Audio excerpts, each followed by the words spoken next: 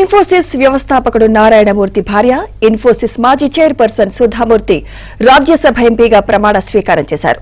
Rajya Sabha chairman Jagdeep Dhankhar parliament హౌస్లోని తన ఛాంబర్లో ఆమెతో ప్రమాణం చేయించారు. ఈ కార్యక్రమానికి నారాయణమూర్తి కూడా హాజరయ్యారు.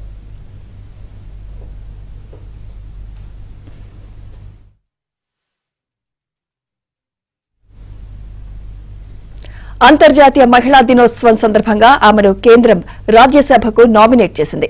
కన్నడ, ఆంగ్ల సాహిత్యానికి సుధామూర్తి ఎంతో కృషి చేశారు. దీంతో సాహిత్య అకాడమీ బాల సాహిత్య పురస్కారం, 2006లో పద్మశ్రీ, 2023లో పద్మభూషణ్ అవార్డులు అందుకున్నారు. టెల్కోలో మొదటి మహిళా ఇంజనీర్గాను సుధామూర్తి పనిచేశారు. ಸುಧಾಮೂರ್ತಿ ಎಂಬ ಹೆಸರಿನ ನಾನು ರಾಜ್ಯಸಭೆಯ ಸದಸ್ಯಳಾಗಿ ನಾಮನಿರ್ದೇಶನಗೊಂಡವಳಾಗಿ ಕಾನೂನಿನ ಮೂಲಕ ಸ್ಥಾಪಿತವಾದ ಭಾರತದ ಸಂವಿಧಾನದ ವಿಷಯದಲ್ಲಿ ನಿಜವಾದ ಶ್ರದ್ಧೆ ಮತ್ತು ನಿಷ್ಠೆಯನ್ನು ಹೊಂದಿರುತ್ತೇನೆಂದು